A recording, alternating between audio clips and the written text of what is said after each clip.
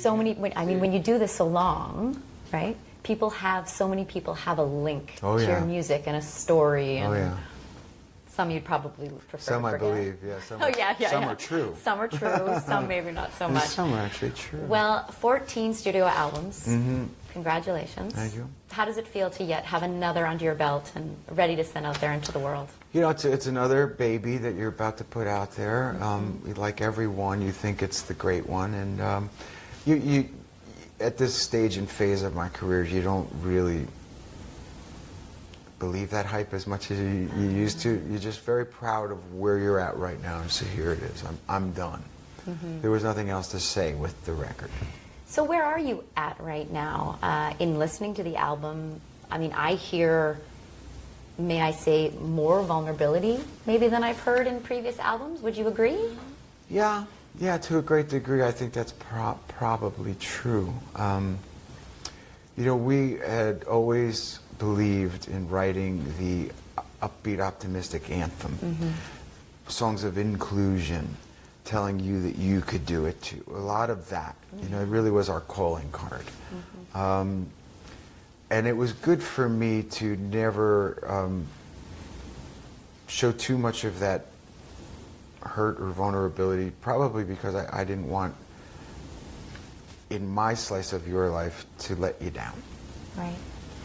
And I remember writing a record, the Blaze of Glory record, and I was hiding behind Billy the Kid because it was a soundtrack written for a film, and I just took the voice of Billy the Kid Remember it very well. on all 10 of those songs. And so I was hiding behind things. The thing about This House Is Not For Sale is out of great pain comes great art. And so there was a lot to say, and these last 3 years have not been easy. Even since I saw you last, we went off and did that dozen shows, and it was tough. Coming back to complete this album, all of that was fuel for songs. Of course. Is part of the reason it has been such a tough year was the departure? 3 years. 3 years. Yeah. About blink your eyes and it's 3 years. Was the departure? Well, that's part of it. Yeah. Richie Sambora? Sure. Yeah. Part of it. You know, one element of it. It was, you know, that it was the record contract and you know what was going on with me and the company until we kissed and made up, and a business dealing that I was really, you know, put everything I had in my life in. That were all kinds of just things that shook the tree a bit. Right. You know, but you come through them and you move on. That's what life's about. Yeah, moving forward. I remember in our last discussion, you definitely aren't somebody to look back. You're a move forward personality. Yeah. Which, I mean, has to be part of the reason that you've stayed so relevant as a band for so long. Perhaps. I just I was never one to rest on our previous successes. Not that I'm success driven anymore, maybe like I used to be as a kid, or I should freely admit that I was, in fact, you know, as a younger guy. But I don't think that I need to sit around and go, did I ever tell you the time that I, you know, I've done it. Yeah. I've done it. You've done it. It's spoken. I don't Absolutely. need to tell you what I've done. Did you expect for Richie to reach out via social media to congratulate you, essentially? Neither way, you know, I mean, there's no ill will. You know, the guy quit one day, never showed up for work again. It must have felt nice, though, to have an old friend and a There's old no ill colleague will to- here, you know, Yeah. like I said. The way that he did it, we appreciated that he did it, you know. It's evident that he's moved on in his life. One day he woke up and decided he didn't want to be in the band anymore. And then, in truth, look, I've said the same thing over and over again. Being in a rock band is not a life sentence. Right. And just because he chose not to come back, that was his prerogative, end of story. You know, we never had a fight. It goes to show you now that I've been vindicated, right? I mean, there was never a fight. It was never a fight. It was never about money. It was never about nothing. He just walked out one day on the band, and that was it. And that was it. Now, I have to congratulate you not only on the album, but also being awarded, essentially, an honor of distinction from Mr. Clinton himself. Congratulations Yeah, the on president. being a global citizen. Thank you. What makes you a contributor of this caliber? Well, that was for them to decide. But the president from my perspective, has been instrumental in all of my philanthropic work in these last 20 plus years. It was his rise to the presidency back in '92 that inspired a generation of young Americans to get more involved. Absolutely. And then as I was lucky enough to get to know him in '96 and then get a little more friendly from 2000 on, we had done a number of things together. And he actually came to the ribbon cutting of the Soul Foundation 10 years ago. He actually cut the ribbon.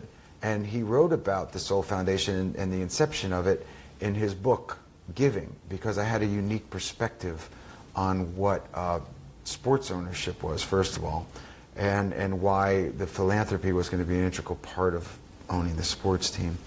And then he kept an eye on what we were doing, and whenever I'd see him and do things with him, for him, or for Mrs. Clinton, until one day he said, "What can I do for you?" And I said, "Well, we've made it a foundation now." And he says, "I'm going to be in Philadelphia at this such and such time, 10 years ago." And he says, let's make people aware of it. And so he came down and cut the ribbon. But then subsequently now, not only have we done good and built 500 houses, but the creation of the Soul Kitchens, which is what makes the foundation so one of its kind, is probably what differentiates us from other very worthy charitable people and foundations. I mean, and this is something you've spoken about in the past about your music and about your band, is integrity. And I think that has to flow outside of your work life as well. And yeah, what I do for a living is what I do for a living. It shouldn't ever define who I am as a guy, and so I don't allow it to. The cliche of rock stardom was never me. There were so many other things that I always wanted to do. I love making music. I love writing music. I like singing music. I like performing.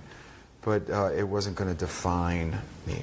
You've said before that performing is your least favorite part of this job. Yeah. Is that true still today?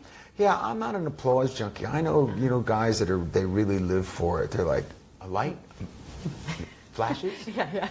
Do you have my good side? We all have a little of that in us. I got a lot less than you do then, because I don't have much. I think maybe you had so much at such a young age that you realized there was more. There was more. Oh, there was a lot of it. I mean, I've got a full tank, Yeah, that's what I mean. But it's not what fueled me. No. It's really just not what fueled me. Going out and sharing it with people is wonderful. And I think that you'd get the different perspective even if you talk to Tico or if you talk to Dave, They'll give you a different perspective. For me, living out of this suitcase and walking into the room and going, ta-da, I don't like it. I don't care for the red carpet stuff. It's just not me. That's probably part of the reason you've had a successful partnership too for 27 years. Yeah, I think it's one element. Woman, yeah. Right, and have we don't that play grounding element. Game. I just could care less. It's just, I don't know. I don't want to be on a reality show. What I mean? Do you think she's really been a huge part in keeping it real for you? Yeah, absolutely. I got it right the first time. It's just simple as that. Yeah. And I know plays a very big part in your philanthropic efforts. You do it together. Yeah. What an incredible thing to share with your partner. Yeah, well, she grew into it. She really wasn't involved from the inception.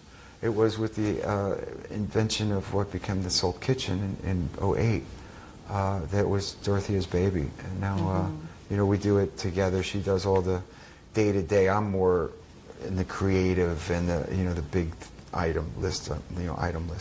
Yeah. But she's the one that's doing all the day-to-day stuff to make it operate. But we've created something that doesn't exist. Yeah. That's the beauty of it. Yeah. It's for good, from good. Right. We didn't want anything for it. I give the money away. It's not for me. It's good. Now, I know you don't like to look back, you like to look forward, but the reality is you've been in the public eye for over 30 years of your life. Do you ever think about the notion of sort of aging and growing in the public eye? I mean, come on. Yeah. We're all getting older. This is a fact of life. But as a man, do you think about it the same way that you think women might take that vainly on? You're talking like cosmetic surgery, I think just whatever? Thinking about it. I think just having it be on your mind, something you think about. Do you think about that? Getting old? No, it's really not a big deal. When I do is sometimes I feel old. In the joints. That's what sort of freaks me out, because I still think I can run like I did when I was 25, and 30. And the physical aspect of what I do off the stage isn't quite as sharp as it was, which sort of, because my mind is says, of course you can still catch that pass, No, I can't. And then you go to the chiropractor after. Yeah. At least you're still trying to catch it. Yeah, I'm trying to catch it. There you go. Now, I know you're not living that rock star life anymore, but we have a fun little game that I hope you're down for. It's just fun, easy peasy. It's, what do we call it here? We call it Rockstar Confession. Okay. And it's fun. It's fun. Yeah. So, off the top of your head, really quick, easy peasy. You ready? Not good at these things, but go ahead. They're always fun. Audiences love them. Okay. Okay. Rockstar confession number 1. Have you ever sent a naughty text to the wrong person? No. Good for you. Neither am I. Keep the nose clean. Keep the nose clean. Number 2. Don't have proof. Well, I'm not going to look through your phone. Okay. Who's the most famous person in your phone? I don't know. You'd have to look through it. There's a number. There's a few. Well, give me one name. Somebody that would make our audience go, ooh. It's Quincy Jones. I don't have Quincy Jones. I just threw out a random name. Who? I don't know. Bono and George Clooney and Al Gore and Hillary Clinton.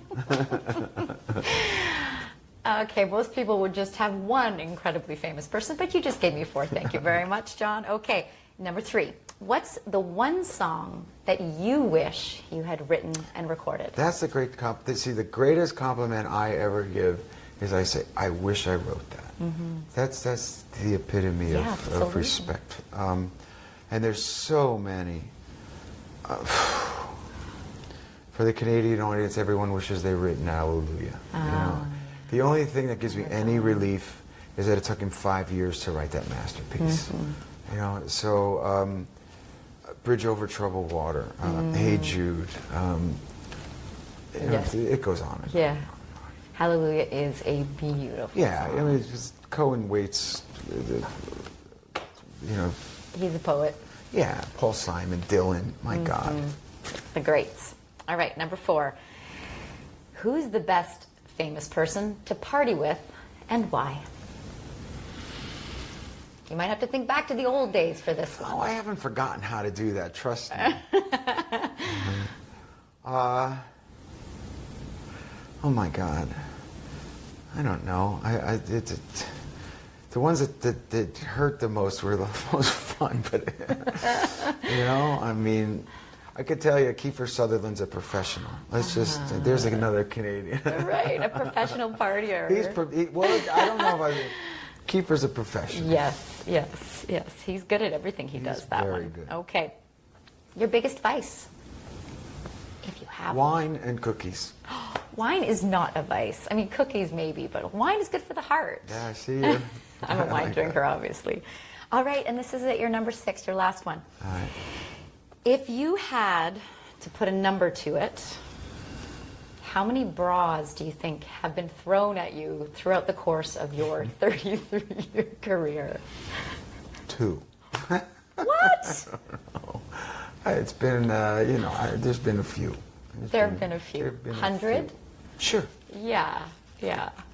Well, I was basically, I was probably too young to throw a bra when I saw you in 1986 at Slippery When Wet, but I would have. Well, thank you very much. I do appreciate it. It's a pleasure to see you Thanks, again, great and to see you. congratulations on everything. Thank you. Everything. Thanks for coming over. Will you be making a speech at your Global Citizens Yeah, event? of You course. will? Oh, I wanted to ask you, actually, just being someone who speaks in front of an audience for a living, does it make you more nervous at the idea of speaking in front of a group as opposed to performing? Or is there a difference? No. I'm not nervous with it at all. No. When did I just most recently think I had to speak? And it was off the cuff. Because some artists... just the other night. was 9/11. Yeah. Look, 9/11 here It's will forever, it changed the course of New York and all of our lives. And anyone who lives here knows what the city went through and the world went through. But if you lived here, it was different. And I was playing at the 9/11 tribute, and there were words spoken that just came off the cuff, and because they were heartfelt, they worked. And you talk about the coming together and what it meant something very different to people who lived here than those who watched it on TV. And if there was any great lesson I learned, was anytime there's a tragedy in another part of the world that you see on the news and you think, oh, that's terrible, I feel so sorry for them. And then you click the channel, your life goes on. Yeah. But 9/11 taught me to remember that those people, life doesn't go on. absolutely, absolutely. Yeah. Well, thank you so much All right. once again for your time. And good luck on the 19th and the 21st album release date, 21st All right. of October. Yeah. Enjoy. Thanks. Thank you. Appreciate it. Thank you. I'm not going to make you Snapchat. Would you mind a photograph? No. I'm not on Snapchat. I'm like the last. I know, right? I know. It's one more. Thanks, everybody.